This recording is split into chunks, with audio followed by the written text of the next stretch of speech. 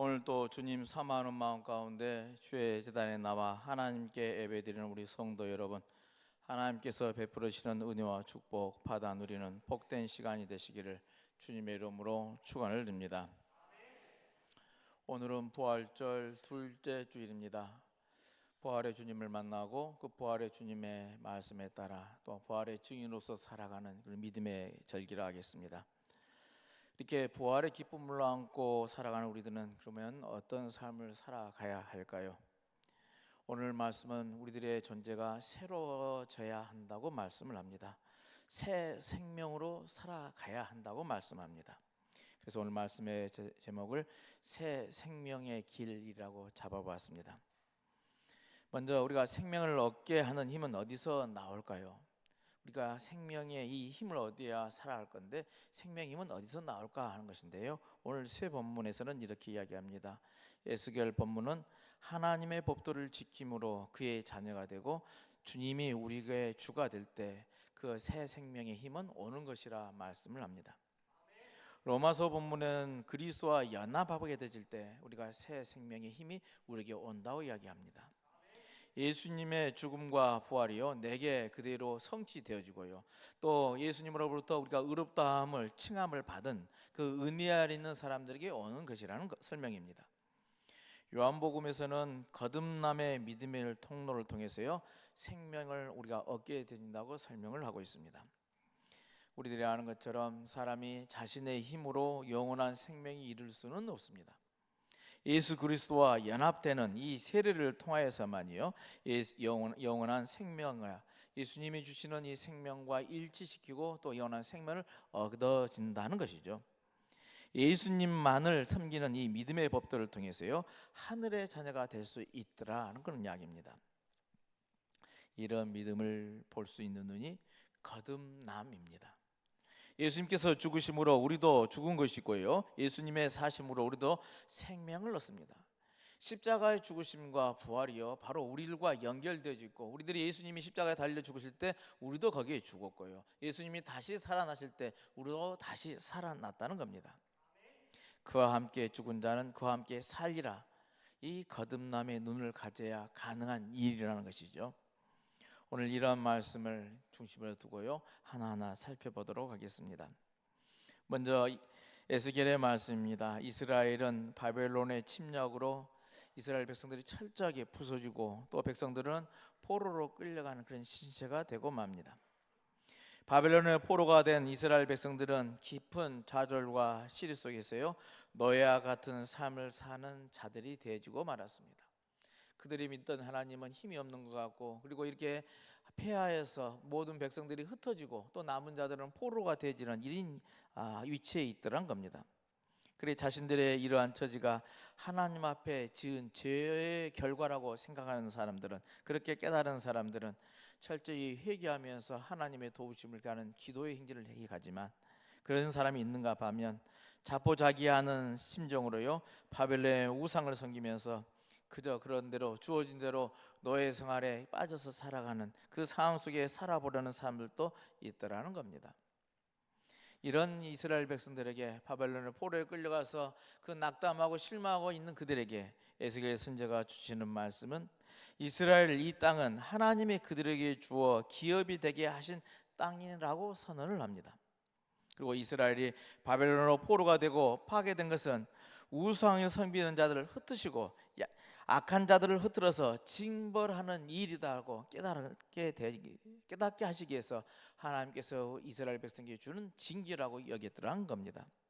그리고 그러기에 이스라엘 백성들로 하여금 하나님께 돌아오게 하심으로 다시 한번 이스라엘을 회복시키기 원하시기 때문에 이런 포로로 끌려가는 일들이 이루어졌고, 이런 고난을 당하고 이런 힘든 상황을 겪고 있노라 하는 예언자 이 에스겔의 선포라 하겠습니다. 이제라도 하나님의 율례를 쫓아서 말씀의 법대로 실천하는 사람, 그런 사람들은 하나님의 백성이 되고 하나님은 이스라엘의 주가 되실 것이다 라는 선포가 오늘 에스겔 선지자를 통해서 이루어지고 있는 것이죠. 우리 가운데 또 마찬가지입니다. 경제적으로 어려움을 당하고 절망에 빠져 있는 이가 있는가 하면, 시로와 좌절 속에서 비탄에 젖어 있는 사람들도 있습니다. 실직을 당하거나 사업의 부진으로 말미암아 경제적인 궁핍으로 내일에 대한 소망이 없이 살아가면서 자신의 인생 자체가 무너지듯 몹시 방황하는 사람들도 있습니다.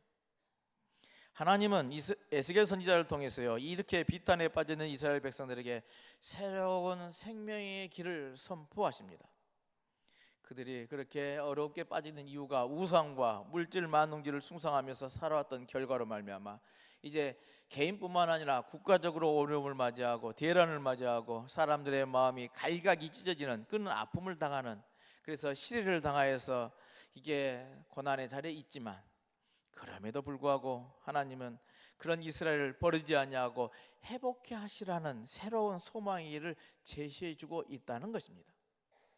이스라엘이 하나님을 떠나고 우상을 섬겨왔던 그 길이라 할지라도 다시 한번 하나님의 백성이 되기를 소원하시면서 불러주시고 힘을 주신다는 것이죠.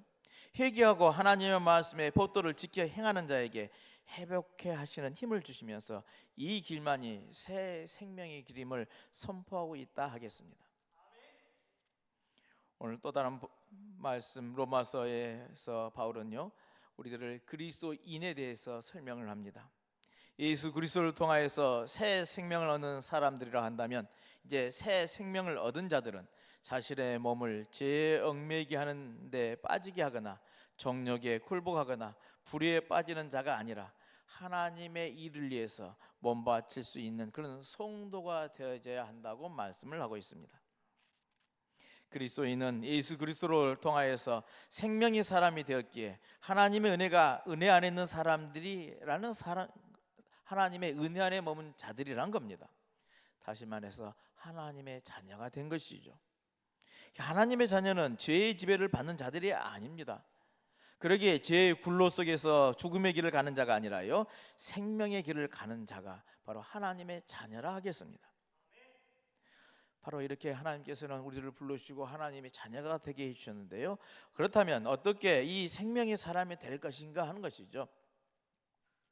오늘 바울은 로마서를 통해서 가르쳐주는 말씀 보면은요, 그리스도인은 세례를 받음으로 예수의 생명과 연합한 사람들이라고 표현을 하고 있습니다. 즉 예수의 생명에 접붙여진 사람들이란 겁니다. 우리가 접붙인다는 거 잘 알고 계시죠? 돌배가 그냥 놔두면 먹을 수가 없습니다. 그러나 좋은 품종으로 접을 붙여야만요, 참으로 참 이게 우리가 배로서의 맛있는 그런 열매를 얻을 수가 있더란 겁니다. 그와 마찬가지로 우리들은 원래가 악한 사람이고 이 죄에 빠져서요, 악한 심성으로 살던 사람들이란 겁니다. 근데 예수 그리스도의 생명 안에 접붙여짐으로 했어요.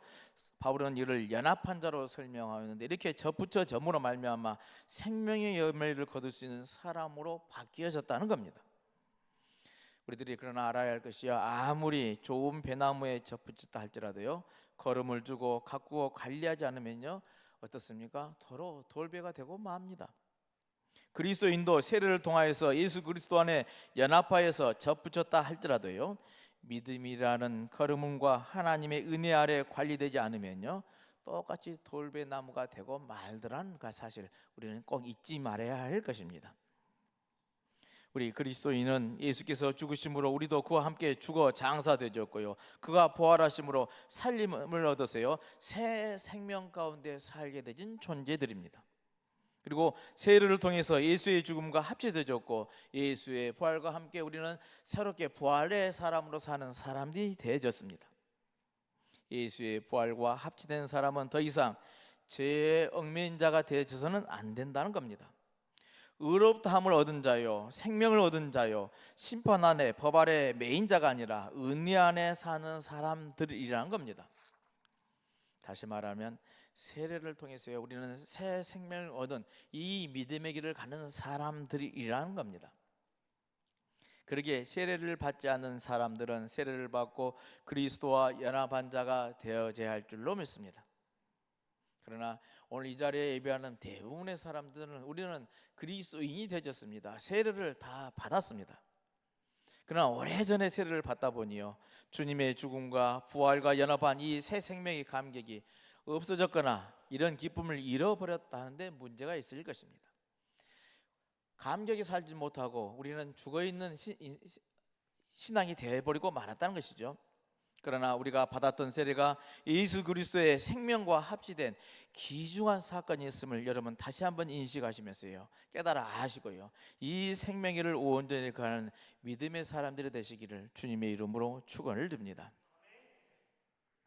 복음서의 본문의 말씀은 예수님과 디고데모의 거듭남에 대한 대화입니다. 예수님께서 말씀하시기를 물과 성령으로 거듭나지 아니하면 하나님의 나라를 볼 수 없다라고 이미 선언을 하십니다. 거듭나는 변화의 경험은요, 하나님의 나라를 볼 수 있는 믿음의 길이더라는 겁니다. 비슷한 구절이 있죠. 마태복음 5장 8절에 마음이 깨끗한 사람은 복이 있다, 그들이 하나님을 볼 것이다 라고 말씀을 합니다. 사람이 의로워지는 것은요, 율법의 행위에 있지 않고 예수 그리스도의 구속에 대한 믿음으로 이루어지는 것이라고 사도 바울은 사도행전을 통해서 말씀을 하고 있습니다. 사람은 자기 스스로 의로워질 수 없고요, 자기의 행위로요 하나님의 나라를 볼 수도 들어갈 수도 없습니다. 오직 어떻게 가능합니까? 물과 성령으로 다시 태어나는 변화가 있어야만이 가능한 일이라는 겁니다. 즉 물로 세례를 받고 성령이 임하여져야 우리의 심령이 변화되질 때 우리는 새 생명의 길을 갈 수가 있는 존재가 되어진다는 것이죠. 그러기에 우리 그리스도인이라는 사람들은, 신앙인의 사람들은 그의 삶은 변화의 과정 중에 있는 사람이라 하겠습니다. 세상의 삶으로부터 하늘의 삶으로 변화되지는 과정이라는 겁니다. 그러나 세상에 살던 사람의 육체를 가지고 들어가는 것이 아니라요, 하늘의 사람이 입는 부활의 몸으로 다시 입혀져야 가는 곳인 줄로 믿습니다. 우리들이 성경의 말씀에 예수님은 베드로와 야고보와 요한을 데리고 변화산에 올라가셨을 때 모세와 엘리야와 함께 있는 분으로 예수님이 변화되는 그 모습을 보게 되집니다. 그 사건은요, 이 변화산의 사건은 예수님이라는 이 세상의 사람의 몸을 입고 입은 그 분이었지만요, 하늘에 속한 분으로 변화되어지더란 겁니다.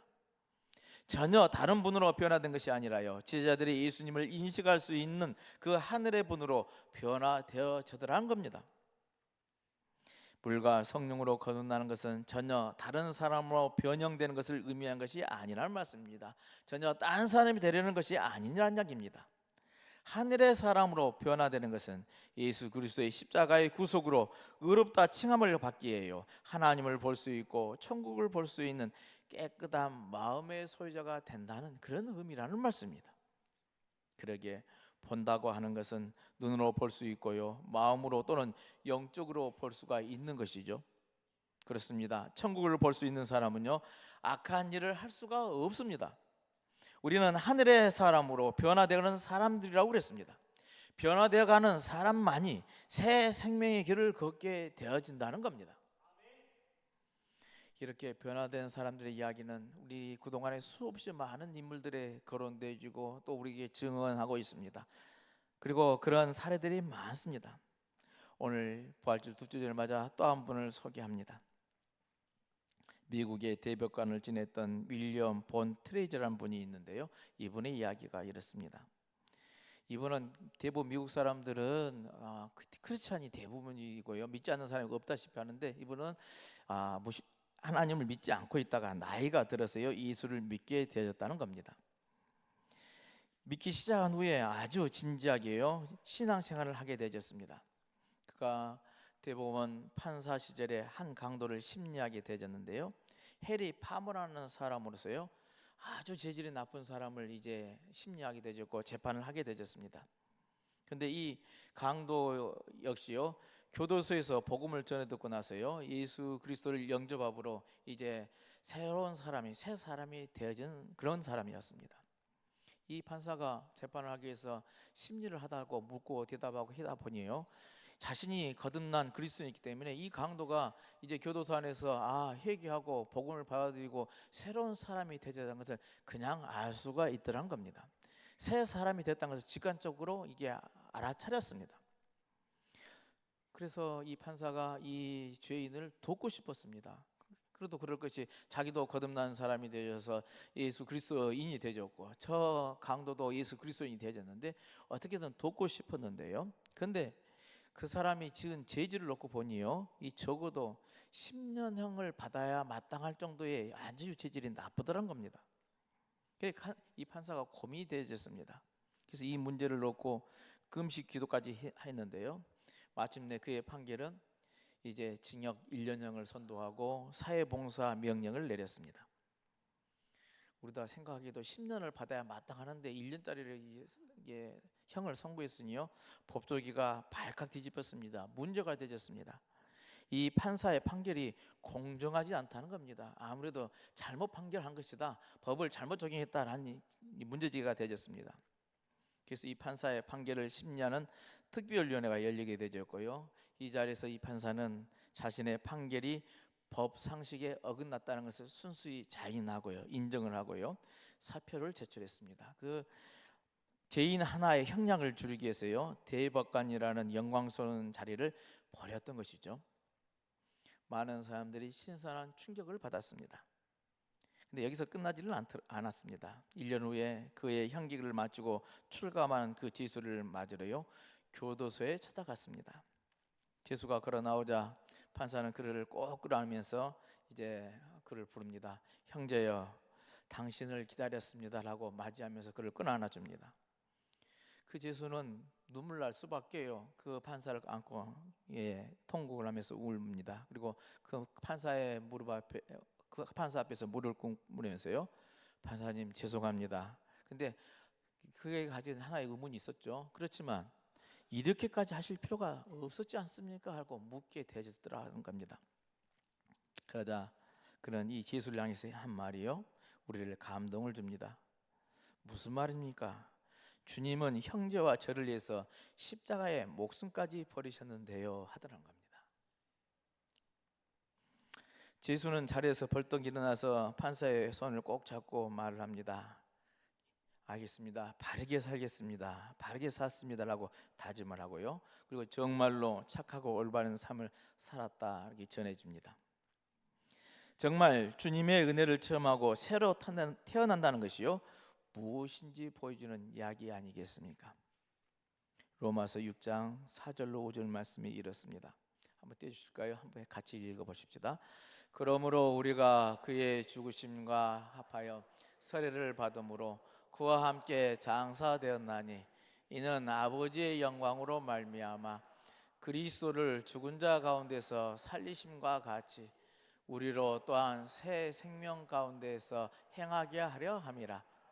만일 우리가 그의 죽으심과 같은 모양으로 연합한 자가 되었으면 또한 그의 부활과 같은 모양으로 연합한 자도 되리라. 아멘. 그렇습니다. 주님의 은혜를 체험하고 새로 태어난 사람께 우리 살아가십시다. 우리의 옛사람은 주님의 죽으심과 함께 완전히 죽고 그리스도를 죽은 사람들 가운데 살리신 하나님의 능력에 따라서 새 생명 안에서 살아가는 저와 여러분들의 삶이 되시기를 다시 한번 주님의 이름으로 축원을 드립니다. 오늘 말씀을 다시 한번 정리합니다. 오늘 본문의 유대의의 회원이면서 율법 교사인 니고데모가 밤에 찾아와서 예수님과 이제 거듭남에 대해서 대화를 나눕니다. 예수님은 그에게 다시 태어나지 않으면 하나님 나라를 볼 수 없다고 분명하게 선언합니다. 그러나 이것을 니고데모는 어머니 뱃속에서 다시 나오는 것처럼 잘못 해석을 합니다. 그때 예수님은 다시 태어난다는 것에 대해서 설명을 하죠. 하늘로부터 나는 것이고 물과 성령으로 거듭나는 것이라고 분명하게 말씀을 합니다. 다시 말해서 이것은요, 새 존재가 된다는 그런 의미입니다. 질적으로 높은 차원으로 존재가 변화되진다는 겁니다. 주님은 육에서 난 것은 육이고 영에서 난 것은 영이라고 말씀을 하셨습니다. 인간은 영적인 존재인 것이죠. 육적인 존재에서 영적인 존재로 탈바꿈하는 것이요, 그게 바로 새 존재라는 겁니다. 그리고 이 과정이 거듭남이라는 겁니다. 물과 성령으로 거듭난다고 했습니다. 이것은 세례를 뜻한다고 말씀을 드렸죠. 로마서 말씀은 새로운 존재인 그리스도의 탄생을요, 세례로서 설명을 하고 있습니다. 우리 이름은 그리스도인입니다. 그리스도인은 예수 그리스도의 인격적인 만남을 통해서요, 새로운 존재가 된 사람들이라 하겠습니다. 세례를 통해서 우리는 그리스도의 죽음에 연합한 자입니다. 이때 우리의 낡은 삶은요, 예수님과 함께 제 따위도 죽음과 함께 묻고 말았습니다. 그리고 부활하신 그리스도와 함께 새 사람으로 다시 태어난 사람들이란 겁니다. 이로써 이제 우리의 존재는 달라져야 한다는 것이죠. 어제와는 다른 인격이어야 되고 어제와는 다른 삶이어야 한다는 겁니다. 사는 목표가 질적으로 다른 사람이 되어졌다는 겁니다. 이것을 가리켜 바울은 죄에 대해서는 죽고 하나님을 위해서 사는 삶으로 사는 것이라고 표현을 했습니다.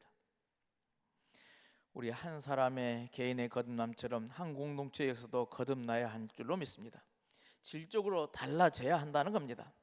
에스겔서 본문은 포로된 백성을 향한 말씀이죠. 백성들의 죄 때문에 하나님은 잠시 저들을 떠나셨고 저들은 포로가 되어졌습니다. 그러나 다른 나라들이 저들에 대해서 이리라 저라 주장할 수가 없다는 겁니다. 왜요? 그들은 하나님의 백성이기 때문에 그렇습니다. 하나님은 흩어진 저들을 다시 모으시고 이스라엘 땅을 다시 주실 것이라고 약속을 합니다. 그러나 하나님은 저들을 새로 만들어서 회복시켜 줄 것이라는 것이죠. 옛날의 그 모습이 아니라 다른 모습으로 회복시켜 준다는 겁니다. 저들에게 일치된 마음을 주시고 새로운 영을 넣어 주실 것이라고 약속을 합니다. 그래서 그동안 돌같이 굳은 마음을 없애고 살같이 부드러운 마음을 주실 것이라고 하시죠. 저들은 소통하는 공동체요, 따뜻한 생명 공동체로 다시 태어나서 하나님의 일꾼으로 삼아 주시겠다는 약속의 말씀이라 하겠습니다. 우리에게 이렇게 그리스도의 부활은 새로운 존재가 되지는 은혜인 줄로 믿습니다. 그리고 우리에게 새로운 영을 부어 넣으시면서요, 새 힘을 주시고 계십니다. 우리 인간은 새로운 존재에 대한 욕구와 능력이 있는 사람들입니다. 우리 안에 스스로를 새롭게 만드는 힘이 있습니다. 왜요? 하나님의 영을 우리에게 부어 주시기 때문에 그렇습니다. 이것이 바로 창조력이고요, 부활의 능력인 줄로 믿습니다. 그러기에 오늘과 어제와는 다른 인간성의 삶을 살아야 하는 것이고요, 우리가 다른 믿음의 삶을 사는 것이고요, 다른 목표를 가진 사람으로 거듭나는 것이라 하겠습니다. 이게 부활 체험인 줄로 믿습니다. 이 부활의 체험의 한복판에 그리스도가 계십니다. 그리고 그 그리스도는 우리에게 새 존재가 되라고 명령하시면서요, 우리를 낡은 존재로부터 힘차게 끌어내셔서 새 생명의 길로 나아가게 만들어 주십니다. 우리는 이렇게 하늘의 사람으로 변화되어져 가는 사람들입니다. 변화되어 가는 사람만이 새 생명의 길을 걷게 되줄 수 있습니다. 부활절 둘째 주를 맞이해서 이 믿음에게 가는 저와 여러분들이 부활의 기쁨을 간직하고 온전히 새 생명의 길로 나아가는 귀한 은혜가 있으시기를 다시 한번 주님의 이름으로 축원을 드립니다.